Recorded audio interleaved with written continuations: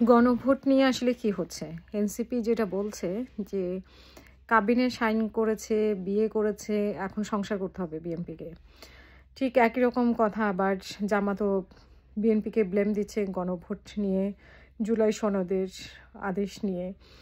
কিন্তু কেউ সরকারের কথা কেন বলছে না? যে এনসিপি এবং মানে সরকারের কথাও বলছে, যে বলছে সরকার প্রতারণা করেছে। বিএনপিও সেটা সরকারের কথা বলছে, সরকার প্রতারণা করেছে। কিন্তু মানে সরকার যে এই যে ঐক্যমত্য কমিশন গঠন হলো, ঐক্যের জন্য হলো, ঐক্যে কি আলোচনা হলো যেটা বিএনপি বলছে যে যে আলোচনায় ছিল না সেগুলো অন্তর্ভুক্ত করা হয়েছে। এখন বিএনপি সেটাতে রাজি না। আবার জামাত বলছে যে বিএনপি যদি রাজি না থাকে তাহলে বিএনপি আগে থেকেই সরে যায়নি কেন? বিএনপি তো আমরা যতটুকু দেখেছি বড় দল হিসেবে বিএনপি চেষ্টা করেছে, মানে ঐক্যমত্য কমিশনের সাথে যতটা সমঝোতা করার মানে চেষ্টা করেছে যে একটা সমঝোতায় এসে নির্বাচনের দিকে যাওয়ার।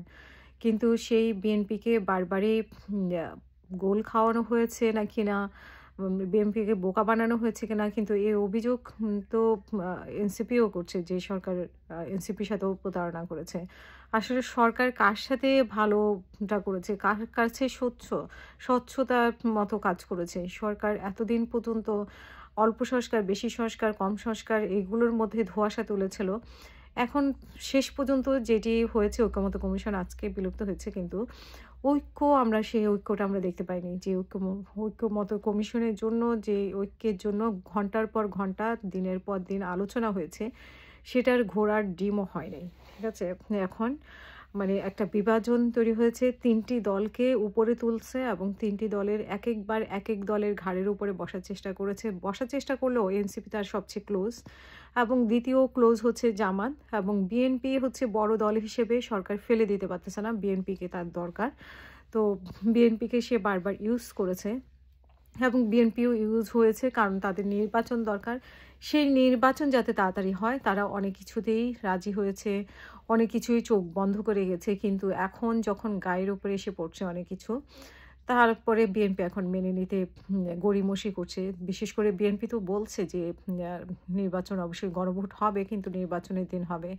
কিন্তু সরকার নিজেও তো এই জায়গায় ছিল যে গণভোট আগে হবে, নির্বাচন পরে হবে, কিন্তু সেই জায়গা থেকে তো সরকার নিজেই সরে গেছে। এখন শুধুমাত্র যে এনসিপি এবং জামাত যে বিএনপির উপরে দোষারোপ করছে, সেটা কি একেবারে যৌক্তিক কিনা সেটাও আপনাদের বিবেচনার বিষয়। কারণ তাহলে একা বিএনপি যদি দোষ হয়ে থাকে, তাহলে সরকার নির্দোষ কোথায়? সরকার তো বলল, একটা আলোচনা আসলো, সেই আলোচনা থেকে যেহেতু সরকার বুঝতে পেরেছে যে না, এর পরিমাণটা বেশি হবে, সেই রিস্কটা সরকার নিতে চায়নি।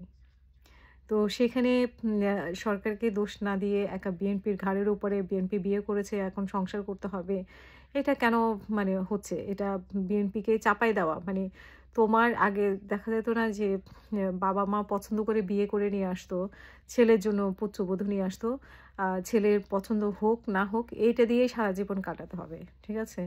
এখন বিএনপি দশা হচ্ছে এই। তো বিএনপির অবশ্য যদিও সুযোগও রেখে দিয়েছে, বলেছে যে বিএনপি ডিভোর্স দিতে পারে, জনগণের সামনে বলে ডিভোর্স দিতে হবে। তো দেখা যাক বিএনপি ডিভোর্স দেয় নাকি সবাই মিলে কাবিননামা সাইন করে, মানে সবাই মিলে কাবিননামা, মানে পাত্রপক্ষ পাত্রীপক্ষ সব মিলে কাবিননামা সাইন করে একসাথে ঘর সংসার করে, সেটা এখন দেখার অপেক্ষায়।